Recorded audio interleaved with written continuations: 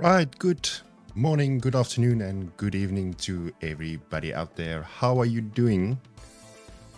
It's a very cool sunny day here in the Netherlands. My name is Fani Reinders. How are you? Good to see everybody. What's happening in the chat here? There is not many people yet, so we can maybe move on quick at this time. It's good to be back. My second time in this month, doing some live coding and some experiments that keeps us happy. In today's agenda, I've been actually thinking, well, instead of when we retrospecting about the previous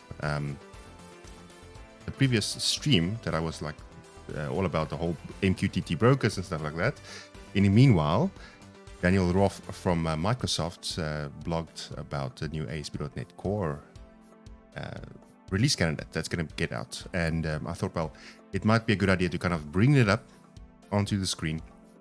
And let's all go through that and kind of poke at the bits to see what is cool, what is exciting. And then I think there's one thing I want to do in the stream is actually focus in the bits that's for me interesting. It's the Blazor bits. But we will get there when we'll get there. For that, let's get the show started and do some coding.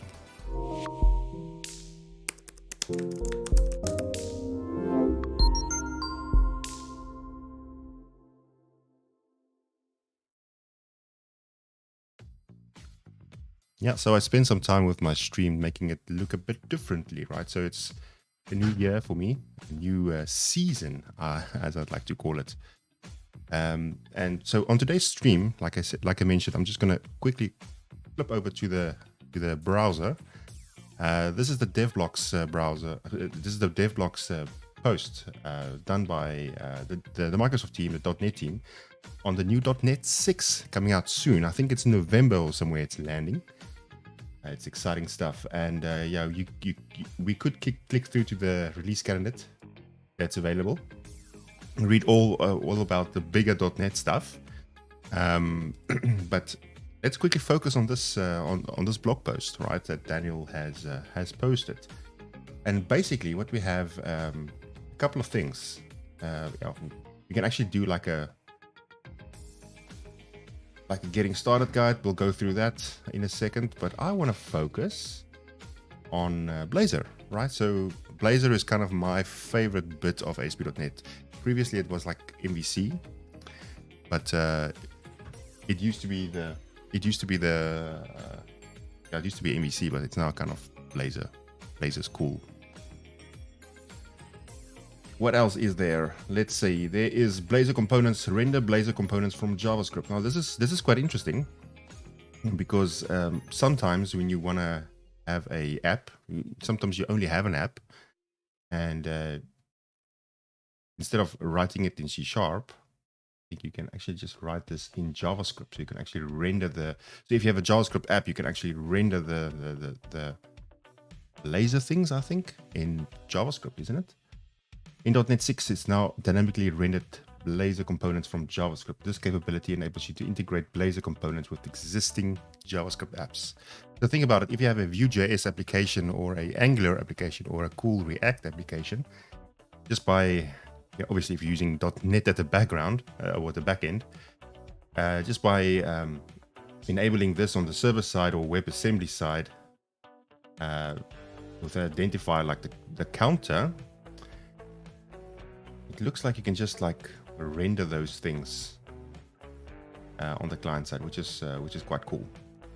Custom Blazor elements, experimental support also now available for building custom elements with Blazor, so you can build custom elements. So my counter, which is actually quite cool.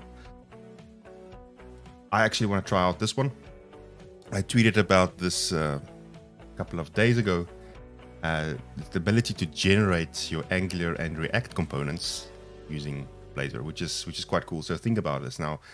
Normally Blazor, for those that don't know what Blazor is, so Blazor is a way that we can from .NET create single page applications. And it's interesting because it's not like your conventional Blazor single page application or your conventional JavaScript application like React or Angular or Vue, this actually has two hosting models. I think React also has the same one, but you can host it on the server and it gets streamed, but it's still a single page application.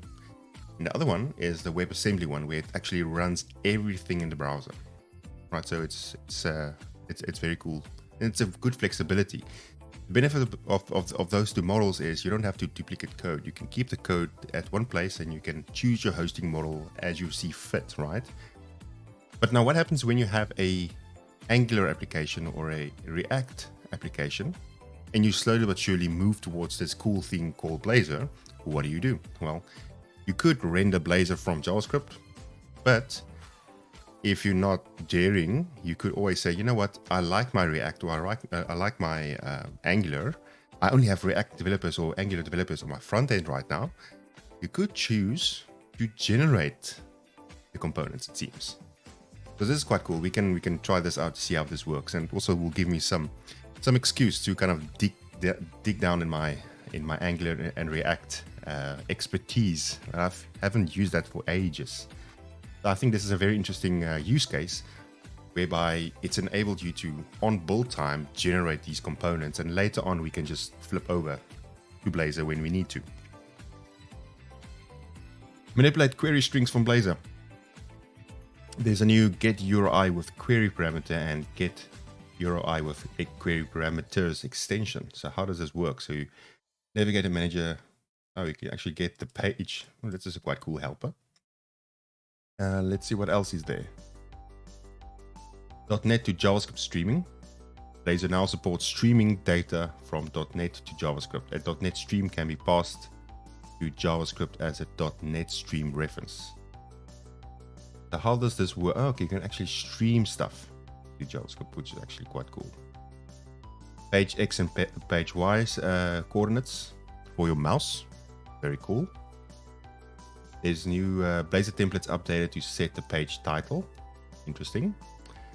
Disabled long polling transport for Blazor server.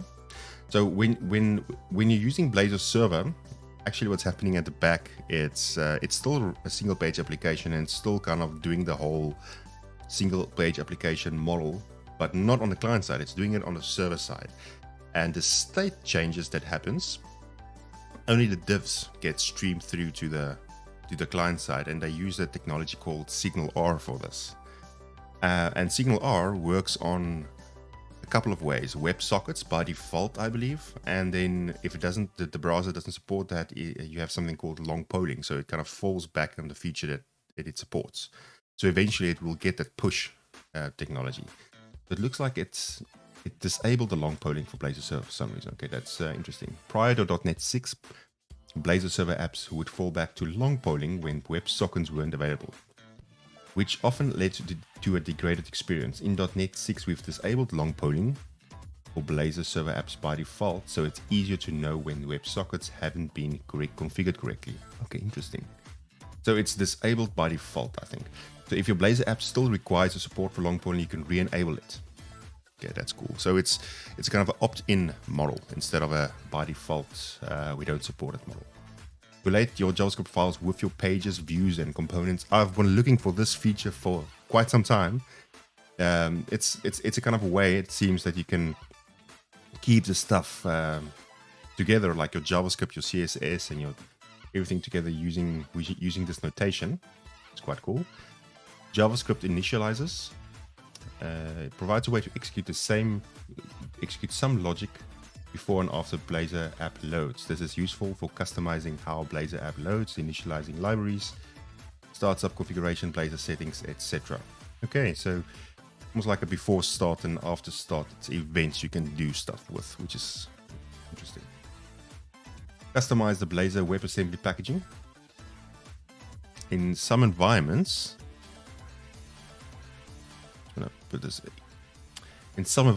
firewalls and other security blocks the download of .NET assemblies. To enable support for Blazor WebAssembly in these environments, we've made a publishing and loading of processes of Blazor WebAssembly apps extensible, so you can customize the packaging and loading of your app. Now, I don't know exactly what that means. It would be cool to see a demo on that. Maybe dig some deeper on another time, but it's interesting. Some templates has been improved. Minimal API updates. So this is now for ASP.NET in particular. You have got improved support for OpenAPI. That's your old swagger. Parameter binding. What's this? Developer exception page, middleware changes. Other improvements to the minimal API. So this whole minimal API thing, I don't know if I'm for or against that, but it's a way of you use this much code to do the same thing. It's cool, but depending on if it's too little, becomes unmanageable, unmaintainable. So kind of there needs to be a balance, right? But this is a good model if you have a kind of a microservice that you want to open one file and there's your application. Support for Latin 1 encoded, whatever that means. Emit Kestrel server options and event source events, right? Timestamps to PID, diagnostic stuff. Oh, streamlined HTTP3 setup. But I don't think this will be part of the RC or part of the official release, or will it? But HTTP3, well, I thought HTTP2 was a thing. Apparently, I was wrong. I'm always wrong. Like it. So we have this HTTP3 support. It's actually a bit silly if you have the support and nobody's using it. There's like the supply and demand problem. Upgrade to Duende Identity Server. Now, what is this thing? So templates which use Identity Server have now updated to Duende. I don't know how you say that. As previously discussed in our announcement. So what does this announcement mean? Have they migrated Identity Server to Duende? I don't know. That's it. I think that was all from the blog post from Daniel. A lot of stuff has happened. So let's kind of dig in to experiment. We don't have much time, but let's maybe experiment on this Blazor things. And let's go on this journey together. I have never touched this, so I probably will make the same mistakes. If you're going to be making mistakes, I'll make them first and you can see, and then you can be the hero, yeah. So let's see. Get started with ASP.NET RC6. We have to download the SDK. Now, obviously, we need to do that. And let's see, we have this Windows version. So you can always go to .net.microsoft.com /download/.net6 to download all the .NET bits, it seems. Or just go to .net, .net. But we need to get the RC version of the SDK. I'm running Windows application 64, so what I'll do is I'll grab the installer, and we'll do our wait until it's downloaded. By all means, if there are any questions, pop it in the chat. We can have a conversation. If you want to see something else, we can also change our stream. That's the cool thing about live streaming, is the audience kind of can determine the outcome of this whole thing. Open it twice now for some reason. Great, let's install it.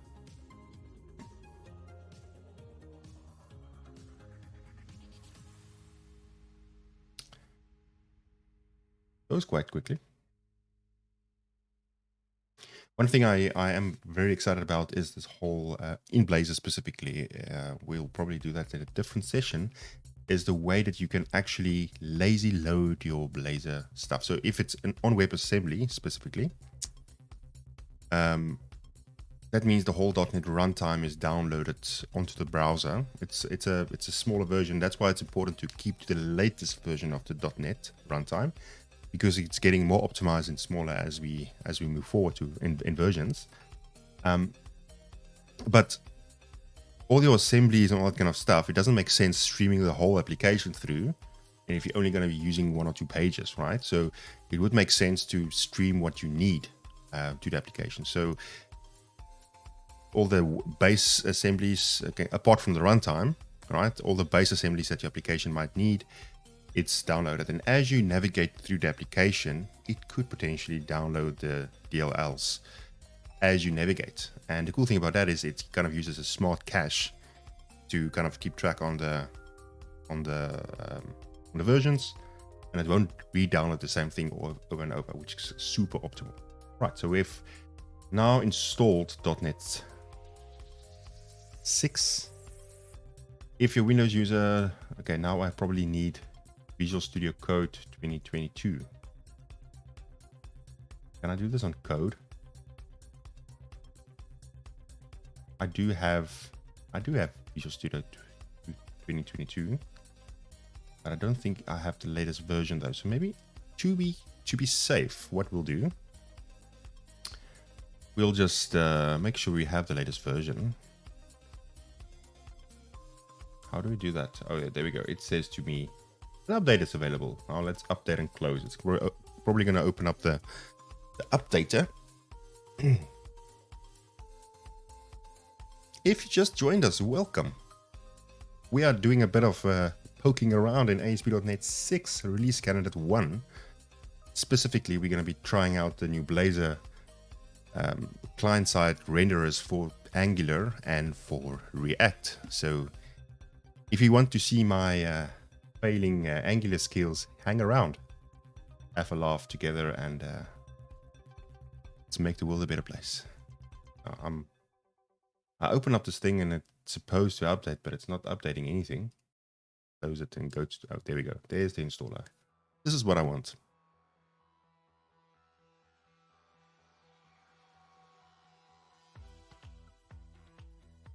So first you have to update the installer, and then you have to update the updater, and then you have to update the updater that updates the updater.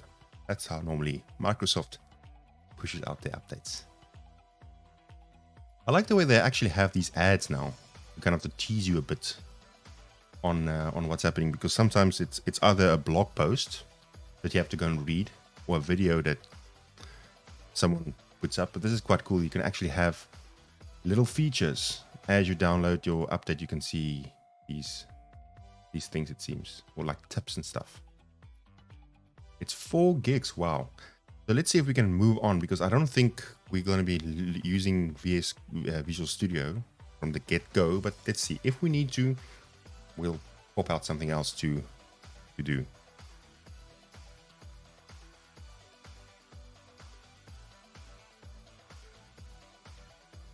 Hi, Kim Philpotts. I think that's how you pronounce your name. I'm just going to call you Kim. How are you doing? Good evening. Thank you for joining. Welcome to the stream.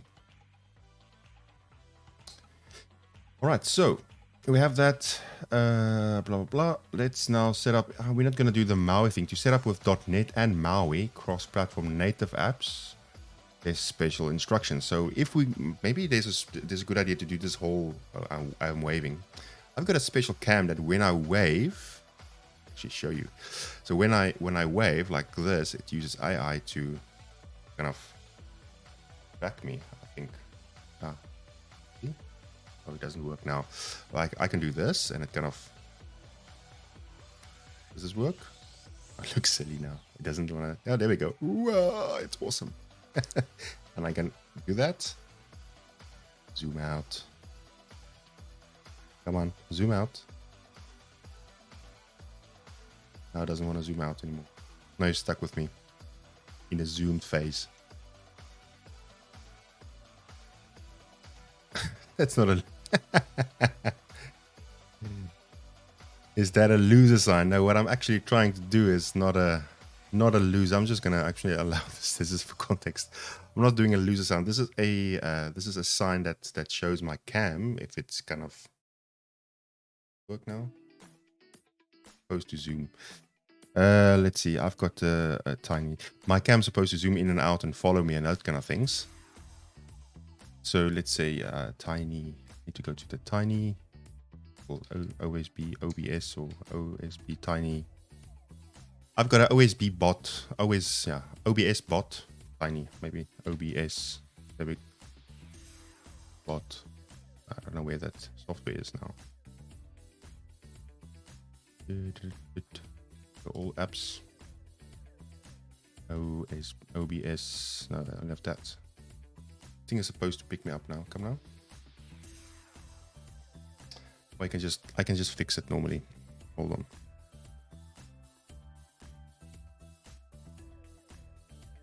Let's go to configure video. I think this should pop up there.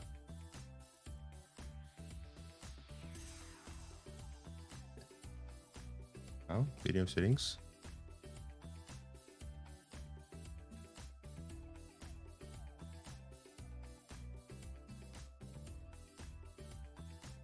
One second.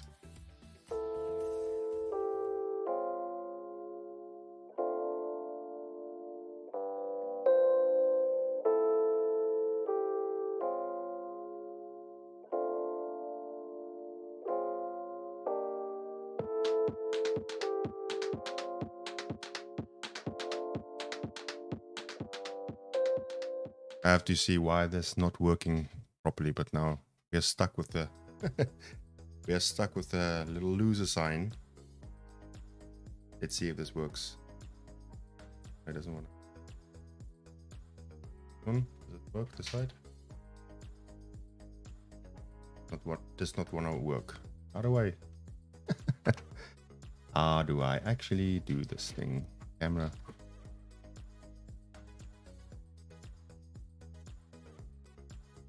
Change default settings for your camera. There we go. I think the right track here. There we go. It's called the OBS Tiny. That's what I have. And of course, I've got not a green screen, so that's also magic. Some that want to know that. I'm using a. I'll get to that in a second. Let me just see if I can get this. Can I do that? Will that work? No, it doesn't. Troubleshoot brightness, rotation. OBS bot Tiny. I think they should be, but for now I think you're stuck with this. Come now.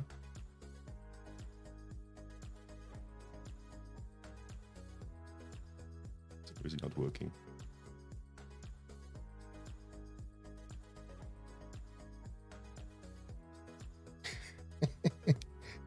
Anyway, let's see if I can open the camera.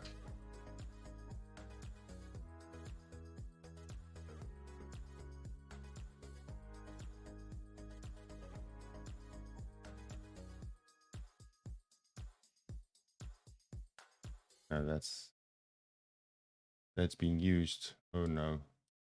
Guys, close that. Oh, there we go. It's reset. Magic.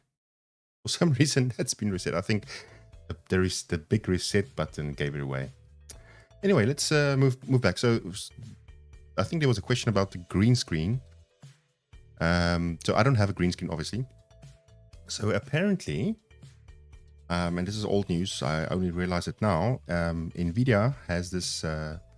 I just literally Googled NVIDIA RTX screen. So I've got an NVIDIA GeForce 2600 something graphics card, and it's RX 27000 whatever. It has support for this thing called NVIDIA Broadcaster, which is quite cool. So just Google NVIDIA Broadcast, download it if you have this. If you have a graphics card that supports this, NVIDIA. But what you can do is you can now set your camera and you can have a background removal. And it's not, I'm not talking about your Zoom background removal or your Teams background removal. This is using AI to cut you out perfectly fine. Right, so it's like a green screen quality. It's quite convenient, I would say, in my opinion, because I always have to put the green screen up and position it correctly, and that takes time and energy, and who has that? Anyway, back to the stream. Right, so now to install the .NET WebAssembly tools, run the following command from the elevated command prompt. Elevated should be in bold here, I would say. So let's do that. Little command. Let's run as administrator. There we go. Hopefully everyone can see that. So let's zoom in a bit. I'm just going to type .NET workload install WASM tools. What does this do? I need to pull up the CLI because it looks like I'm a hardcore code junkie in the stream. I'm sure there's a UI way of doing this same thing for people like me.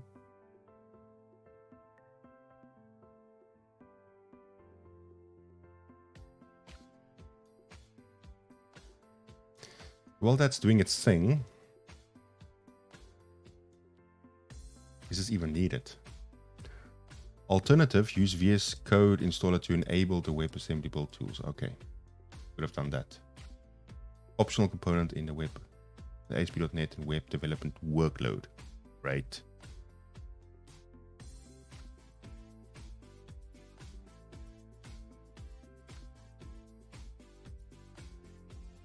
Okay, so while that's doing its thing, let's see. Upgrade an existing project. Now we don't gonna upgrade, but let's go through this. So to upgrade an existing ASP.NET Core app from .NET 6, Preview 7. I don't even have Preview 7. I think I've got .NET 6 Preview Preview 1 or something.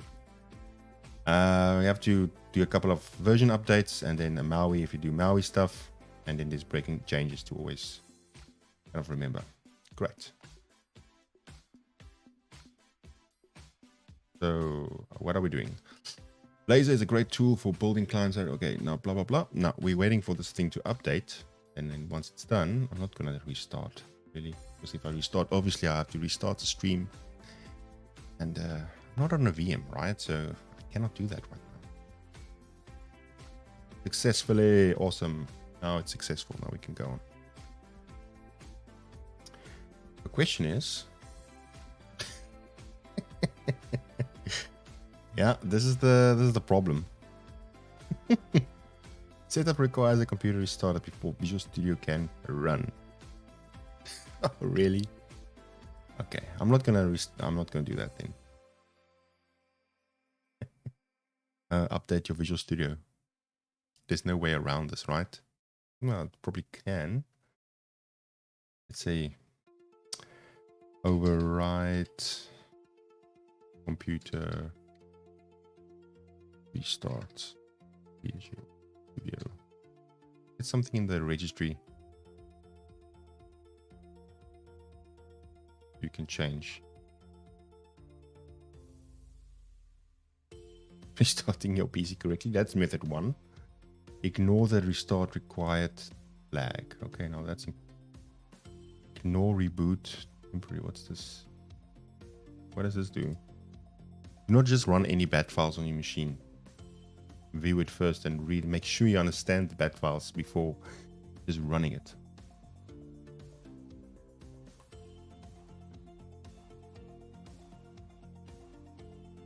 Okay, so what's this? Blah, blah, blah. Is there any... There we go.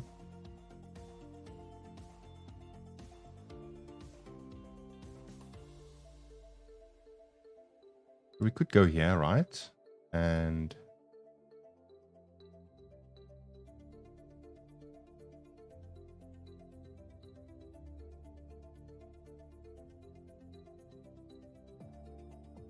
So let's open this. I don't want to run a bat file on my machine. Find. Let's put that in there and find next. We just go to the registry. It's going to be quicker, I think. Local machine software. Wow. Local machine software. Wow. This one. Right, we have that one, and then we have Microsoft Visual Studio. What can go wrong? Nothing. We have Visual Studio going. Visual Studio, and then obviously 17, right? Because that's where we're at. Setup.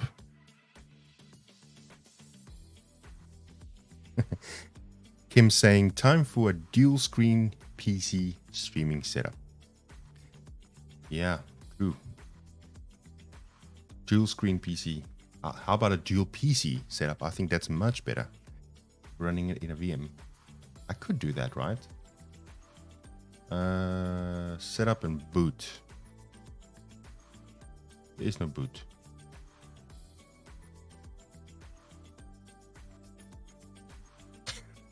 Oops, there is no boot. What's happening here?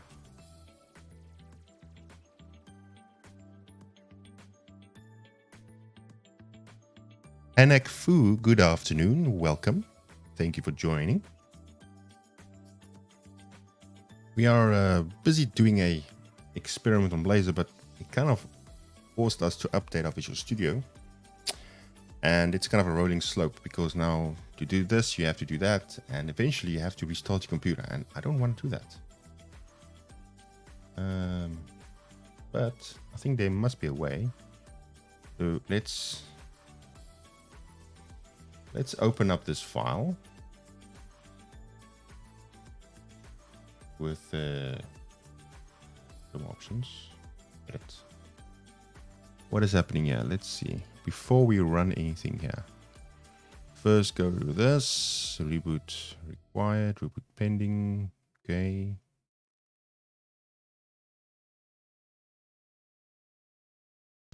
What's this? It's doing some tests, not doing anything, I think, malicious.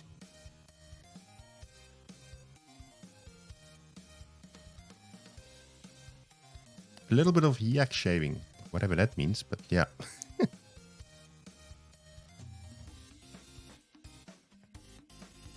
So I think let's run this, because what can go wrong? Leave this window open until Visual Studio installation starts, and after that, don't close command prompt. Instead, click this button and it close the command.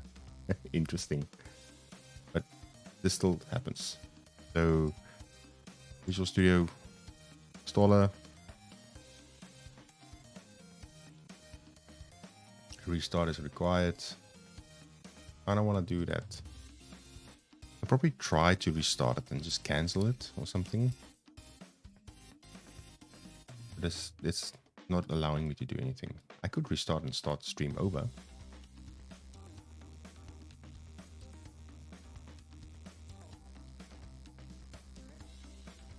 But it's like forcing me to restart. It's forcing me to restart, and I don't like that. I wonder if you can do the same thing in VS Code, because technically speaking, you don't need VS for this. True. The yak shaving is a less useful activity done to consciously or unconsciously procrastinate about a larger but more useful task. You're 80% there. The problem is that I want to do that useful task, but my machine is not letting me to. So you can call that yak shaving if you want. Interesting word. I'm going to add that to my Barney's dictionary of things.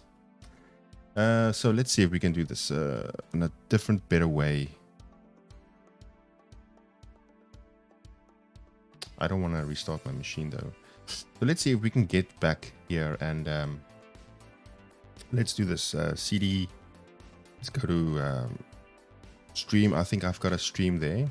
I don't have that. So let's create a directory, stream, and say CD stream. And then let's see. What do we need to do? We need to say .NET new. How can I get my templates? Dry run, author. How do I see the .NET new stuff? Name. Let's Google that. So get the templates installed. .NET CLI, something like that. Custom templates.list or how to list .NET core templates using the some command. .NET new list. Is that even a thing here? I don't think it's even in this one anymore, is it? Oh, it is actually. .NET new list. Right, we have these templates. So bear with me. This is a CLI. We need to be code junkies here for a sec. So let's go through this. So we have this ASP.NET Core stuff with Angular. Maybe we should do like an Angular one. Blazor server app. Blazor WebAssembly app. Actually, you know what we do? We can actually not worry about these at all. There is a link I forgot to mention that in this blog post of this one, in this blog post here, you have the option of just going to an example, right? So who want to do this stuff from scratch? So there's a JavaScript component generation sample. That's amazing. Okay, we can just clone the sample. It's like 23 days old. Right, so let's do this. Let's I need to really clone this whole thing. Oh, I always wanted to try this. So you need to log into GitHub for this to work, right? So in GitHub, okay, there's my thing. You have to log in. Okay, I have to quickly do my OAuth dance. My machine is also come now. No, it's not. Is it this one? Yeah. Just doing my OAuth dance for my single. What do you call it? The two-factor dance. I think when you paste this in here, there we go. Right. Now I'm logged in. Right. I'm gonna press dot on my keyboard, and apparently something cool is gonna happen. This is amazing. It's running VS Code inside of the browser. And this is cool for streams, right? I don't have anything set up or anything, but I want to try this out now. Can I actually run it? I can. That's actually pretty neat. Right, learning every cool stuff here. So let's go to the dark theme. Amazing. Hit the dark theme. Let's get started. So JS component generation. Let's see how this works. This is cool. Angular app with Blazor. All right, so it looks like a normal app, right? It uses TypeScript. It's a normal application with Angular core, platform browser, dynamic, app module, all that kind of nice things. And for some reason, I think my stream is a bit blurry, I think. If the quality is down, would you mind just popping it into this chat? So that I know if the knobs and gears are turning properly. Maybe I should also just zoom in a bit. Can I? Zoom in. That's the best I can do for now, I think. Yeah, let's do that. That's the best I can do. So that should be readable, right? All right, so what do we have? We have HTML. Then we include Blazor WebAssembly. That's the kind of secret sauce for this thing to light up. And this is the minimum JavaScript that we don't have to write. But this one is the kind of JavaScript that runs and downloads the .NET runtime and massages it into the browser. And it's not, the runtime is not a DLL that gets downloaded. Typically it is, but it's in the format of a WASM file. That gets the kind of a WASM bits for us running. Furthermore, there's a style sheet. There's nothing fancy about this whole thing. It's polyfills, probably an Angular thing. Okay. There's this proxy conf. Okay, that goes there. So how would you then run this on a local machine? Interestingly enough, I have no idea. Okay, so app Blazor adapter. I see. Component. There's a component we have. And I think these were generated, right? Because I can expect that you have... Oh yeah, I'm on the wrong app. JS component generation. I'm correct. Blazor app generating JS components. JS component generation build. Okay, it's like a whole thing. Right, it's a whole solution.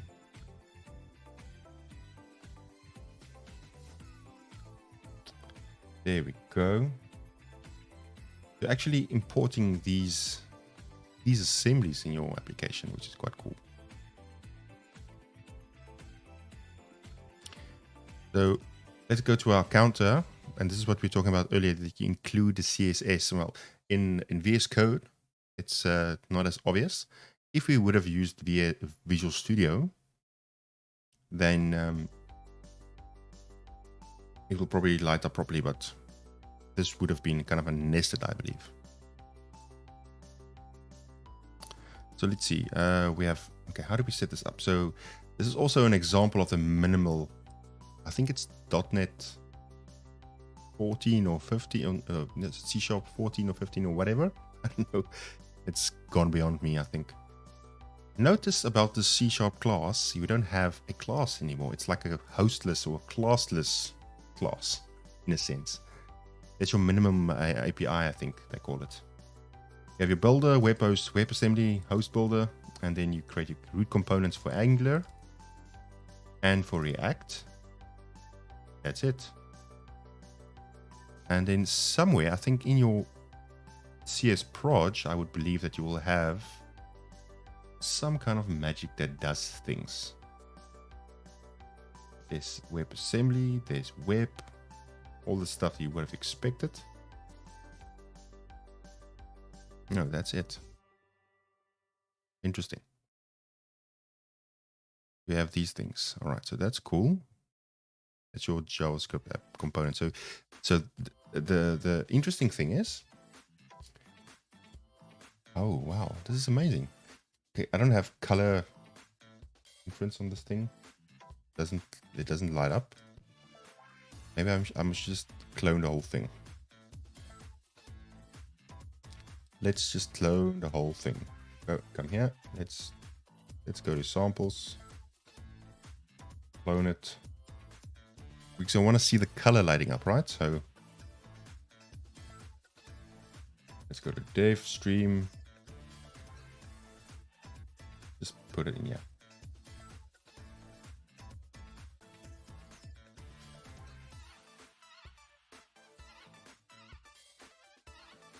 All right. Quite quick, so did it samples, ASP.NET Core, laser, there's component generation. I think this is where the party's at. Not the terminal. Have to open it up is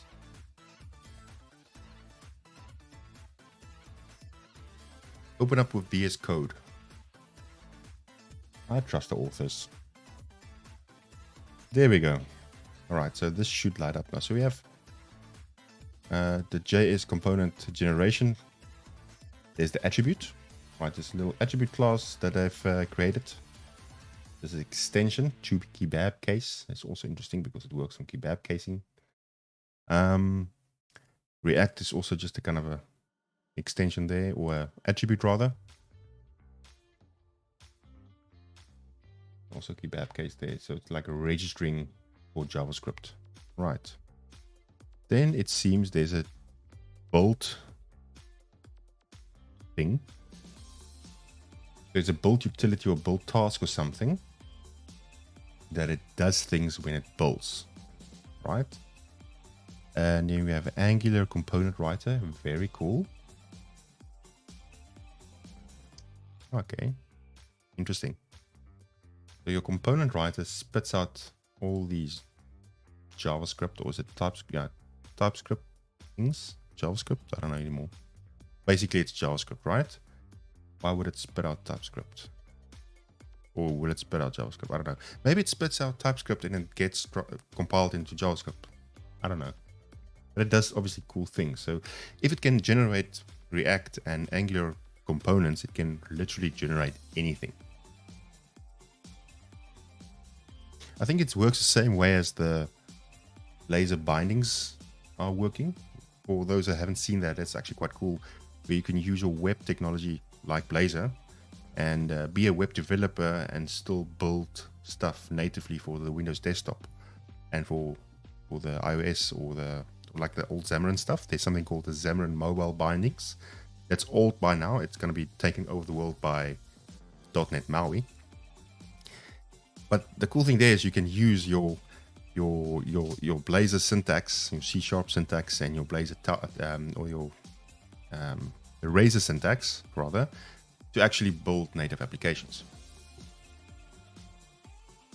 This is what I was talking about. So this is actually adding a task when you build a thing to spit out things. So common, there's a thing there. There's JS. Okay, interesting. So there's a adapter, there's a React, there's a casing thing, React app with Blazor. So let's see what happens, right? So if I run, what should I run? Maybe we should go back to the basics and ask the documentation what to do, right? So I think going back, yeah. CD into the Blazor app generating JS components .NET Watch. Let's do that. We can go here. Let's open up a terminal. I think we have a terminal here. Let's CD into that directory. We go .NET Watch. I'm just following instructions, right? So if it's wrong, don't blame the messenger. Hot reload enabled for list of supported blah blah blah. So it's doing that. The type of namespace IJ's configuration could not be found. What? I'm missing a .NET bolt.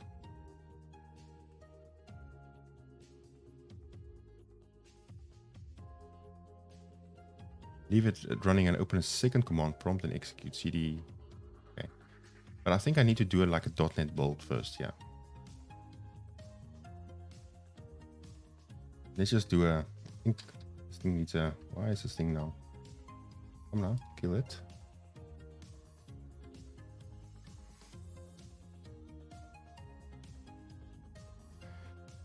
.NET bolt, what happens if I do that?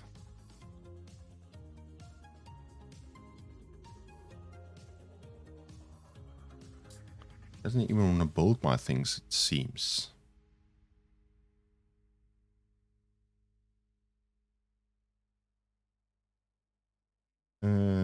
Yeah, about that. It's a bit difficult to kind of see that in action if it doesn't work. Cool. Now I need to kind of... this won't work. This is 2019. I need this to be restarted. Let's see if I can just get out of there. Override Visual Studio 2022 restarts.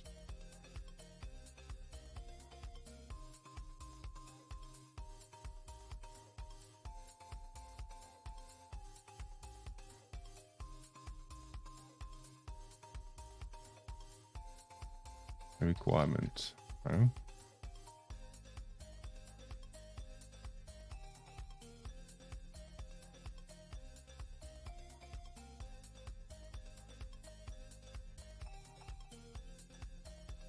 Let's see what they say. Yeah,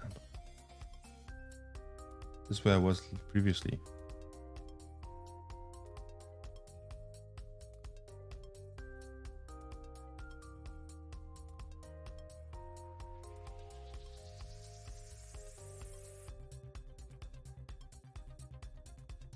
I don't even have this setup reboot thing.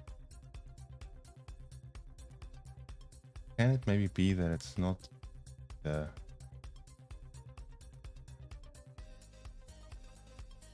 Let's go back to the basics. Reg edit. Okay, there we go. And then we need to go back to...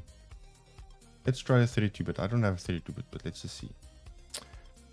I think this is Microsoft.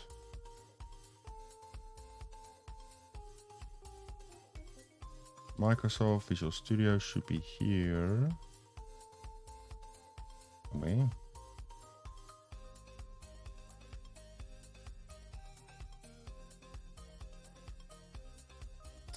And we need to look for setup. Ah, okay, maybe I missed that one. Okay.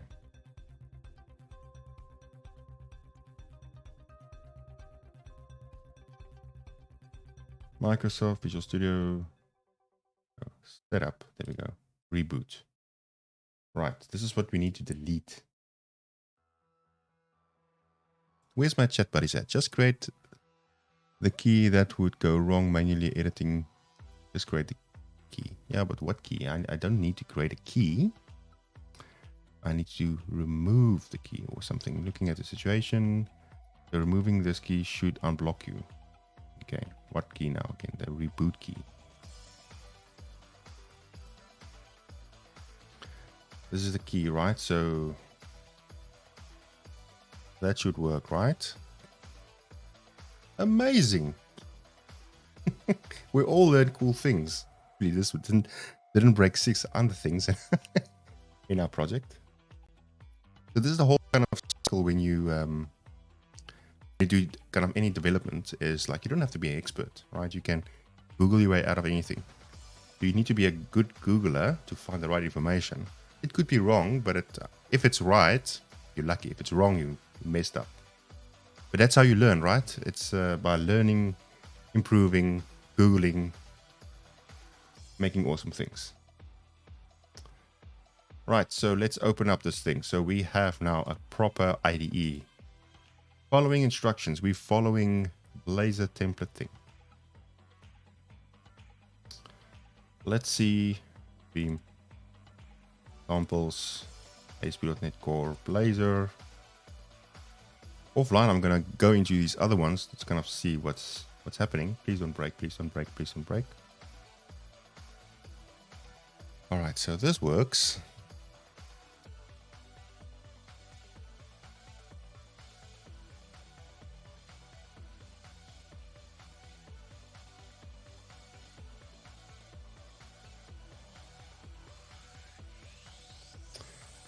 And I think what it's trying to do underlyingly, see what it does here with, I cannot zoom in now, I don't know how. This is Windows Plus, will that work? I don't know if you can see this, but so what I was showing earlier is that you have this notation that kind of neatly nests your stuff, which is quite cool.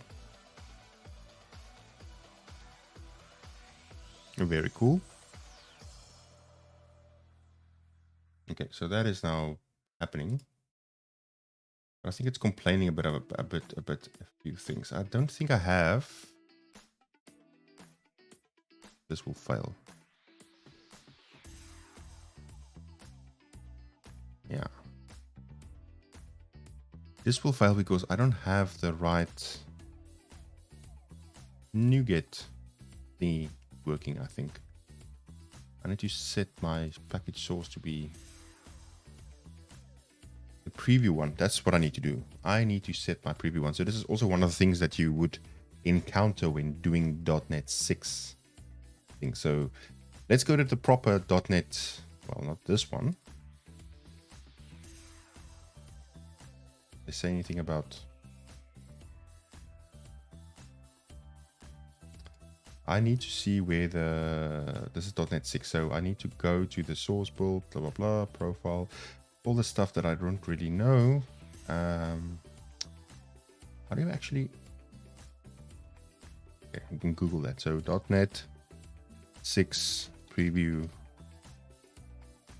NuGet feed, because that's a specific feed. That's not a... That is not a... feed. So let's see what I have here. Uninstall, reinstall. I'm looking for that feed. What is that feed called? Feedback,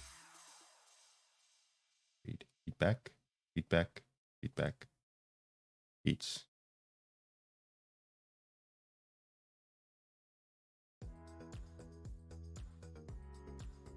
Do we have a...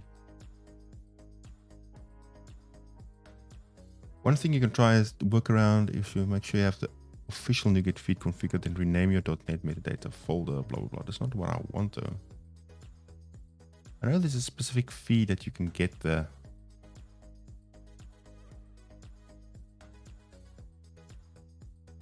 things from.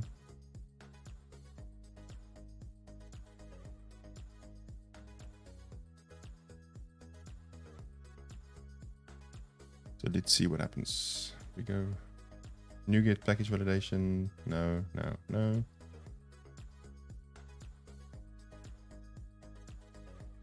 Okay, I don't know. Someone can help me. That would be great.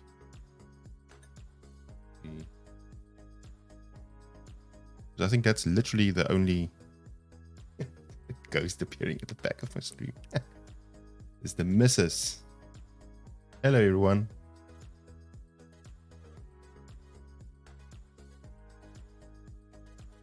So what do we have? We have this offline. I think you need a... The thing is, it doesn't find this. I can probably Google this. We find it somewhere, but where is the feed for this?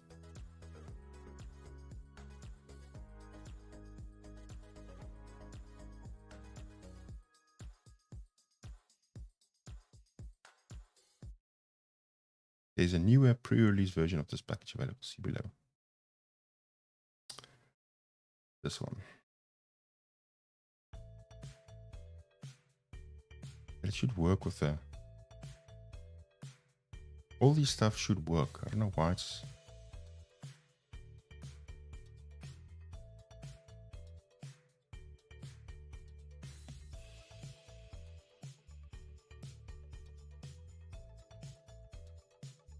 Where's my package source for this thing? I'm just getting it wrong here, because this thing is supposed to get this package. And it's obviously not resolving this package properly.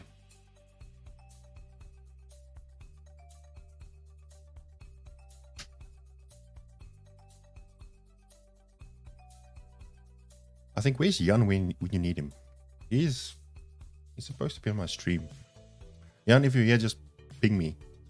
I need your help, man. Jan is the expert.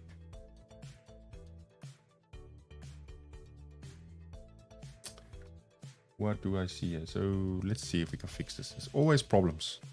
Would have been nice if it's... Maybe there is something that I don't see. Maybe I'll just move that up a bit.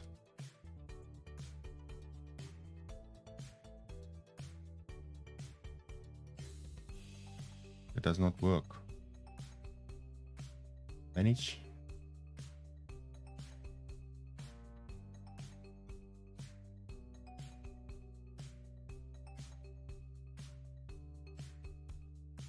It installed all these things though, so that's cool. All the RC bits are installed. What's missing though? I think it's kind of missing.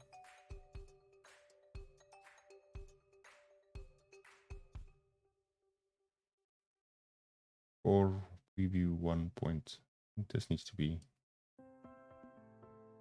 rebuild or something. This or something. Yeah, this works. Okay, cool.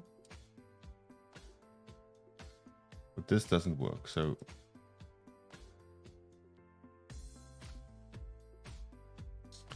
Alright, so let's see. The web component depends on... What does it say here?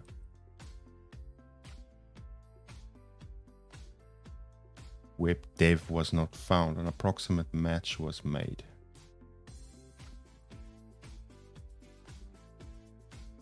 Should I have used a different branch, maybe? I don't know. Quite interesting that this thing happens. Doesn't work.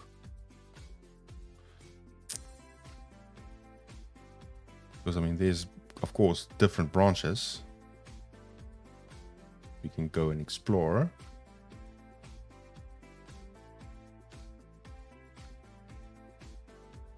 But I don't think that's the case, right? So...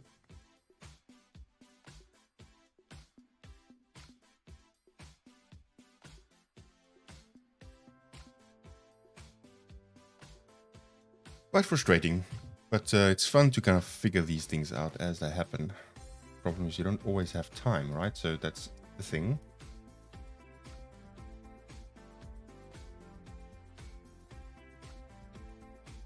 It definitely cannot...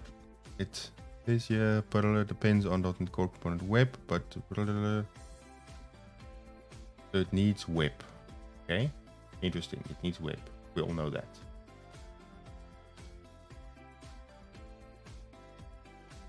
Update. Oh. Is there an update? Amazing. Let's just grab the update. I think this is the breaking change we've all been waiting for. Look, it's working. Now we can just rebuild this whole thing. It's doing its thing now. It's working. I don't think it worked 100%. I think it kind of no issues found. Okay, fine. Okay, so we need to also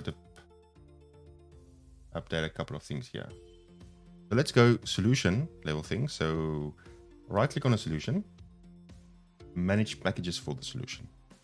Click the updates, consolidate it. Let's install everything. Let's install everything. It's where I kind of feel safe with the clicking and dragging and dropping and stuff like that, because doing all this in a CLI, you have to be a machine, right? So did I do anything? Yes. Not compatible. Okay, now let's not do that. Let's install the stuff that's needed.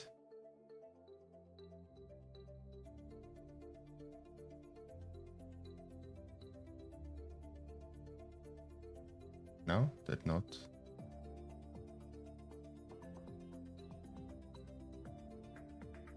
Updates.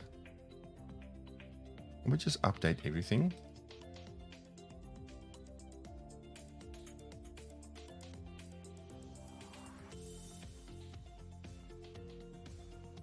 Okay. Rebuild, see what happens.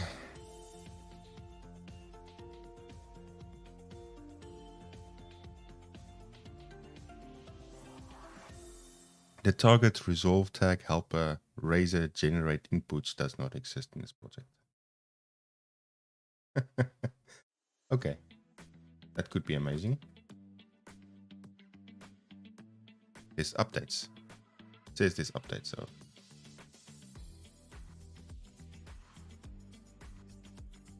sometimes, you know what I've figured? If you restart Visual Studio, it just magically works. That philosophy can work for anything in this life. Maybe it works now. I don't know. We can always see, always try stuff.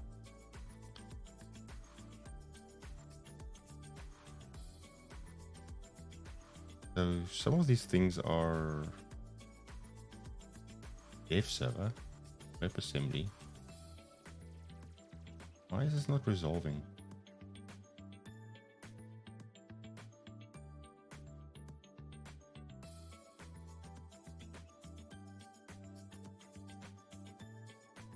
Okay, so maybe we should do it differently. Now I kind of know it works in a sense. So these samples, they say .NET Watch. So if I do that in here,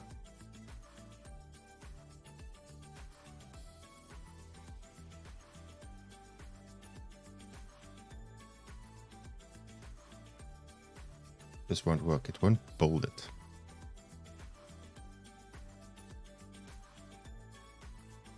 Okay, but for now, let's watch and let's just carry on to see what happens. Okay. Now leave it running, and then we go to this Angular app of Blazor, npm install, npm start. Let's try that. I'm gonna skip the song if you don't mind. Play some Solid Gold. This one. Open up a terminal. And then they say we should type, of course, npm install.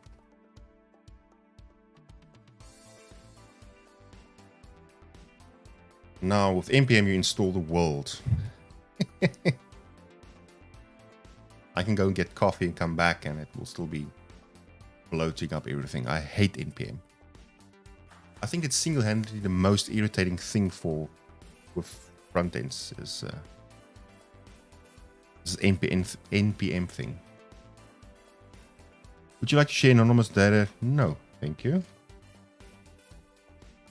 Added so many packages, so many vulnerabilities found, blah blah blah. Let's keep it simple, man.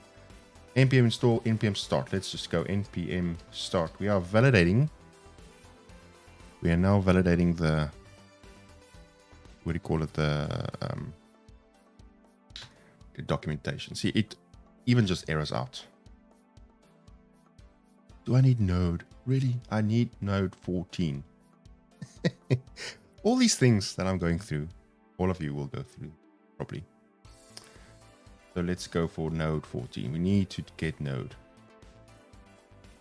Node base. We need Node.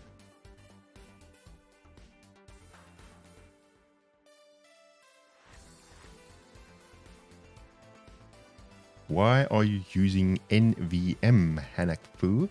I'm assuming you mean why am I using NPM? Oh, Node version manager. That? No. I'm not a Node expert. I'm just following instruction. What is the Node version manager? Or is the question, why aren't you using NVM?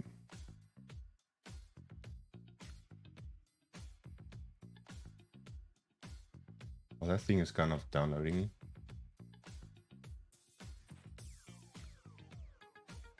You can switch Node.js version on Windows.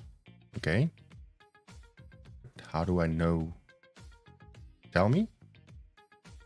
If you can tell me how it works, I'll happy to kind of show it. I'm just installing Node because I don't think I have it even on my machine. Node. Who needs Node?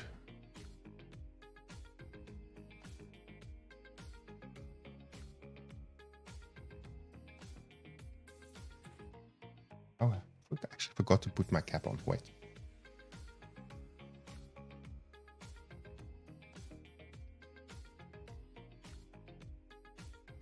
Who needs Node?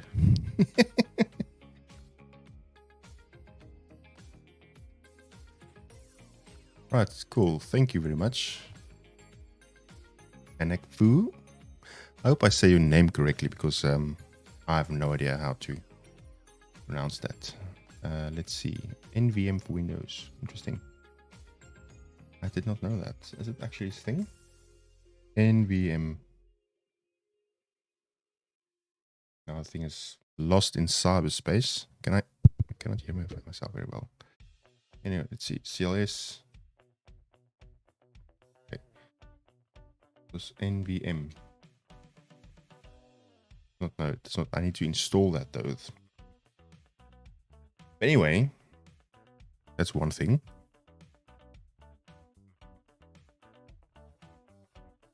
Can I hear myself? I can. Everything works. Just chill.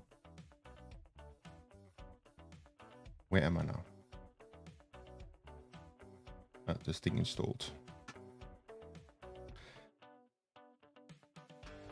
Something is hiccuping. Now we're gonna go npm start. This works. Hot reload replacement enabled. So hot reload is also a cool thing because hot reload allows you to change assemblies without having to stop the host and all this kind of other things. And you can plug and play your stuff without stopping the application. So I believe you can be in a certain state of your application. So if you can click around and whatnot. I just don't want to wave around now because my camera... What will happen if I do this? My camera tries to figure out... There we go. Well, sometimes it tries to figure out...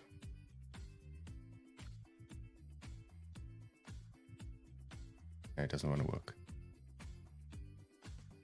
Anyway, so it's doing a couple of things. Now I need to open the browser most probably, right? So welcome to my app. Blazor counter. Not doing anything.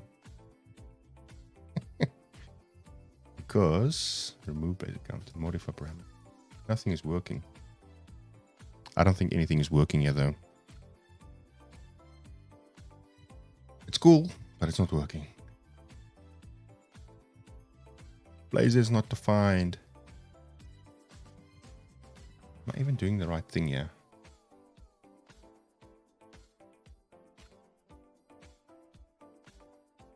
Okay, I see. I think I was on the wrong. There's so many tabs open, it's irritating me. Go back there. Go back there. I need to open up this one. It doesn't work.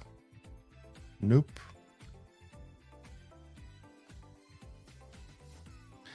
That does not work, sir. Okay, so anyway. There's probably a setup thing or something that's a bit iffy here. But I think the core of this whole thing is this generating. I think that's not supposed to be generating, so it's kind of killing me. Resolve tag helper razor generate inputs thing. Dev server. Update.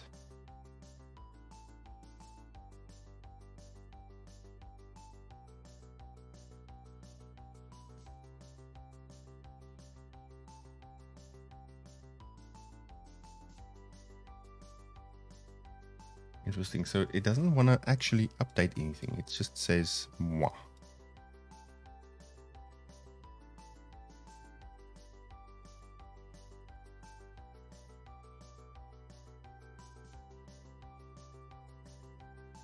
I think I need to go to a specific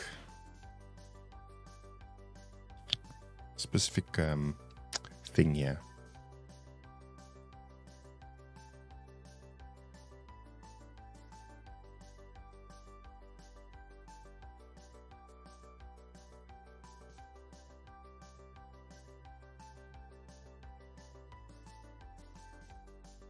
What will happen if I just Google this? I think something will. Let's declare some.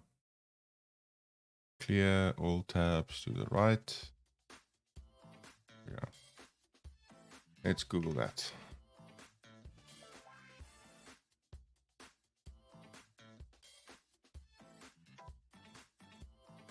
What does it say? Depends on blah blah blah. The thing is, if I really just Google this thing, I should be able to get to the package name, right? So this is the place where it's at. And of course, there's a newer package available. I'll see here. And I think I can be explicit with this whole thing. So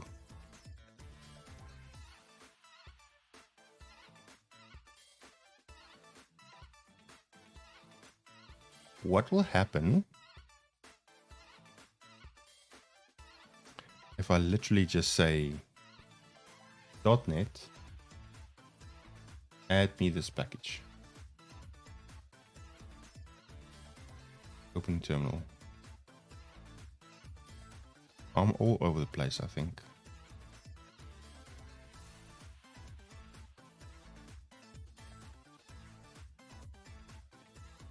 That worked.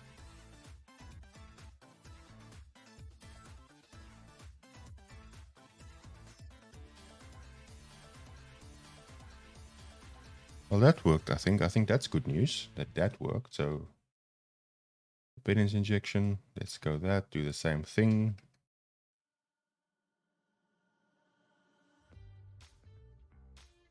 I need to go to the preview version, which is this one. Copy that out. Let's just run all the things that's required. I don't think that everything is working quite properly on my machine. Properly. Dev server. Copy.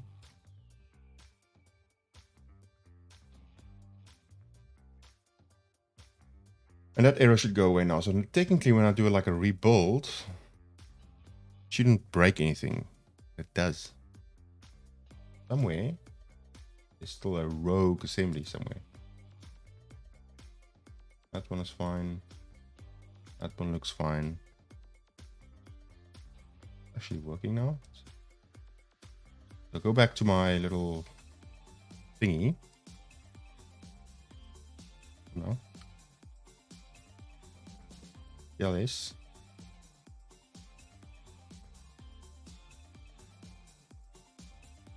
This is the front end now. We shouldn't get confused about this whole thing. Generating the browser bundle. Amazing. Right, so now, technically, I think this is working now, right? No, I don't want to terminate it. What am I doing? Oh gosh. Open up this. Really? I don't.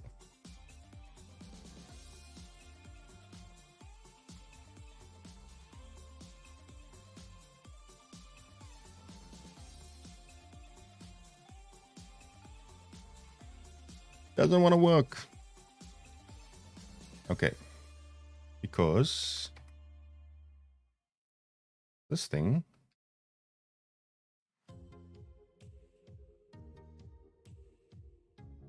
.NET Watch, please work.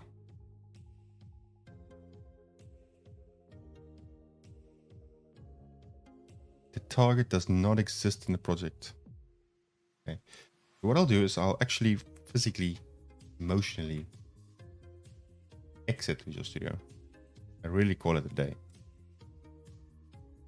Isn't it? They ain't winning there, is it? But it's quite cool how it works though. So if this doesn't work, we'll go through the code one more time to kind of flow through it. I'll be happy to kind of see how this thing kind of lights up eventually. Let's build.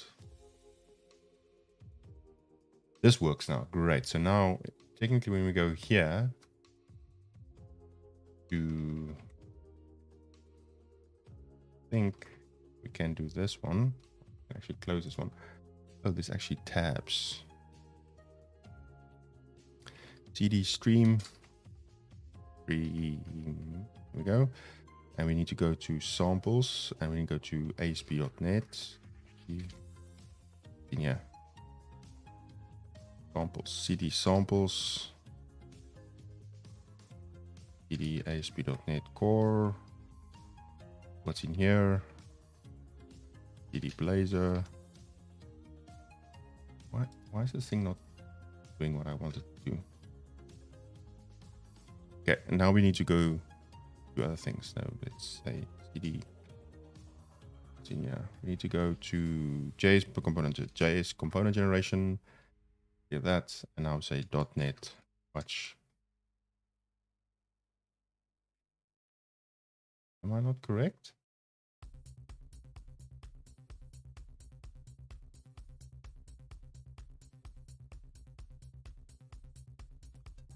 Oh, one more level down.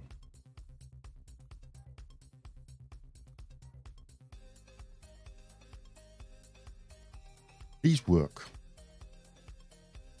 For some reason, this does not want to work. JS component generation, blah, blah, blah. Full target does not exist in project.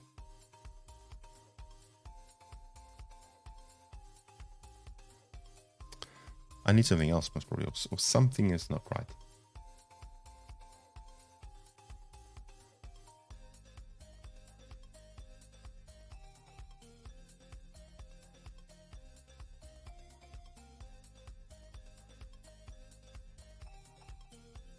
How does this work? So this build thing, project, okay, build. So what will happen if I go to this thing there? There's build, then I do there's targets. Resolving that.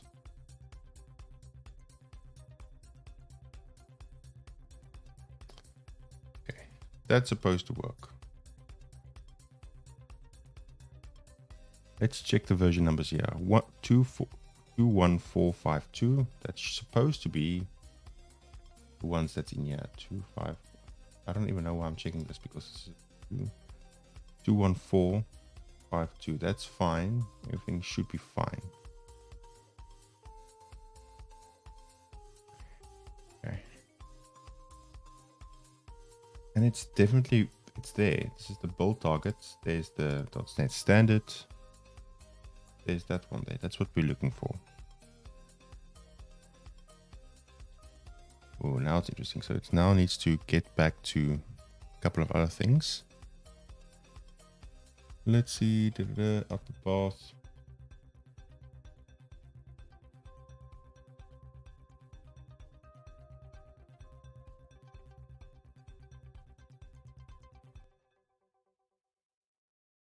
Okay. So I've rebuilt this now. There's no reason for this to fail. Some reason it fails still. Even when I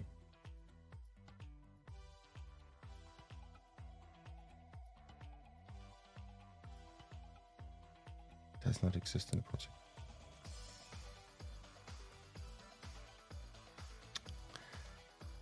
Yeah, it does not want to work. In any case, let's not waste too much precious time on that thing. So let's maybe see if we can go to a couple of pointers here. So I put my mic like this. So in hindsight, this is quite cool because this whole thing is basically a Blazor application, right? We have imports, we have our complex object. There's a counter that we all know and love, and this will render a normal. Let me just see how this will work. The only thing that we put on here is this tags we decorate it with to say, hey, I want to generate an Angular one and a React one and call it a day. And then the rest should still stay the same because this is all the goodness of Blazor. So we have parameters, does it all cool things. What will happen if I run this out of the box? Will it actually...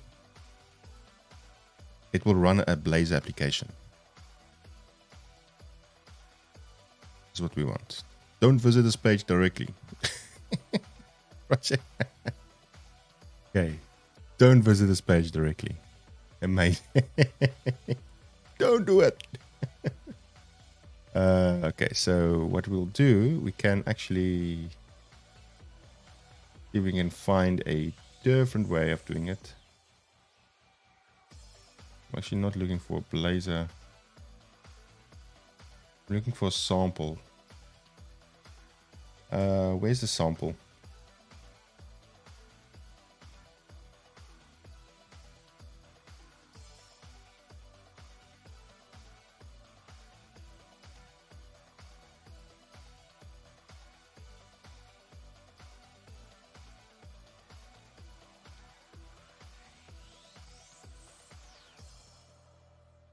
No, really? I want to open up.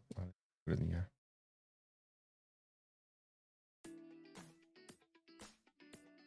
Okay, that needs a whole new Blazor thing. Anyway.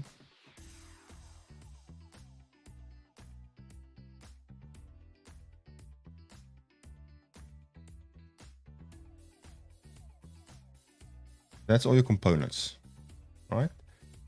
Then you have the JS component generation thing. That's all helpers. Let's say, for instance, the Angular one. It's that this is where all the goodness thing lies. This can be in your probably a separate package, I believe, but fine. That's a helper class, and you have your build task that does stuff when you build it. Will kind of generate your component in there. And that is that, right? So at the end of the day, probably also have this adapter thingy. Also interesting how this works. Because there needs to be kind of this adapter that can be the glue for them all. That's it.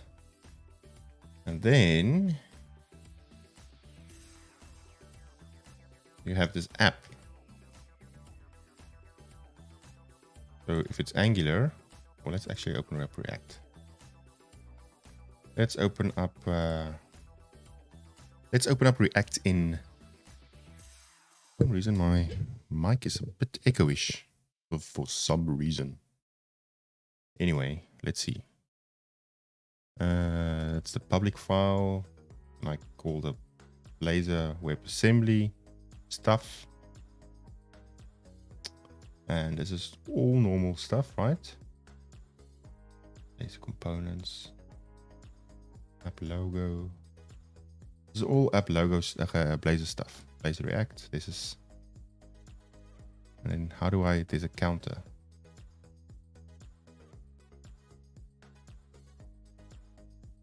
Interesting. So you kind of is this now? Will that be generated? Won't be. Because I can imagine. Is this all generated or not?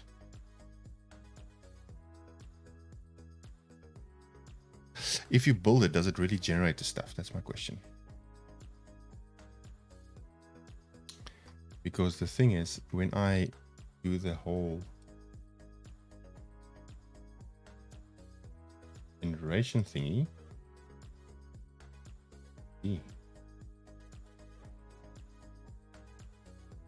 let's see what happens. So where's my generate my Angular writer, import component selector.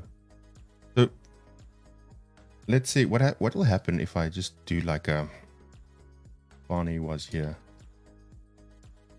thingy. Right, so that's what I did. Fani was here, compile it all.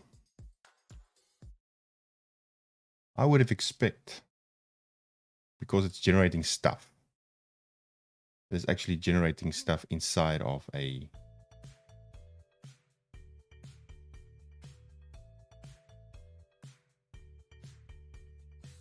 component.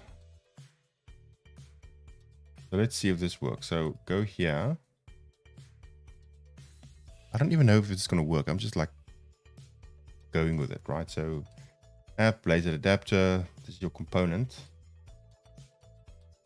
This didn't change. Counter. So my question is, did this get generated, or did this? Do you need to write this? Because if you need to write this, import component event emitter.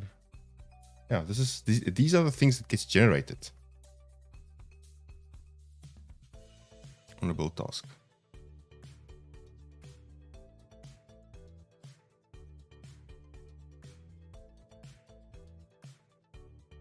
So somewhere we need to run this, because then it can actually generate these things like this. Blazor adapter kind of wraps the whole thing out, I would say.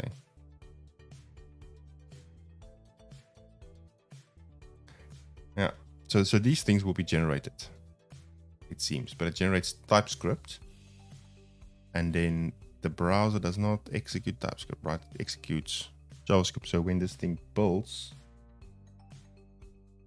will have, yeah, so now the thing is following me, see? My camera is now following me. So the only way of stopping this, see how it's like, I'm not doing my own thing, it's like following me. So the only thing stopping like this, now it will stop following me for some reason. Move around. Actually quite cool. This is quite cool. I'm going to keep an eye on this kind of thing. But it was kind of cool to kind of catch up on these kind of things. If you guys want to check it out, again, please go to, I can actually put this whole thing up.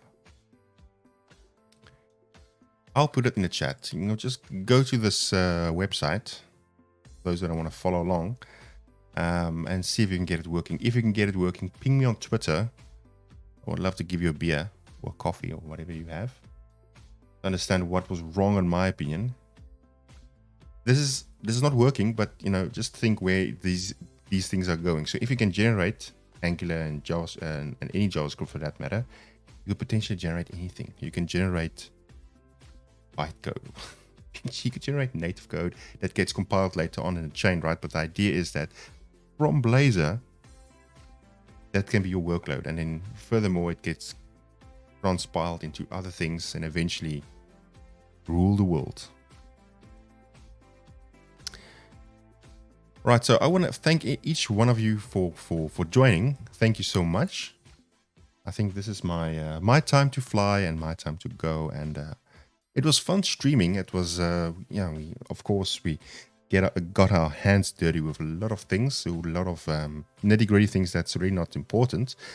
but it's important to learn, right? So although we didn't really hard code anything or hardcore code anything, but it was fun being around and having you all coding with me. It gives me energy. With that, I would like to greet you in the best way possible.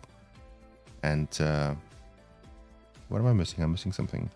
And tell you have a good day to wherever you are from me, from my little green screen studio. Hope you did a lot. I did, of course. Have a nice day. Bye.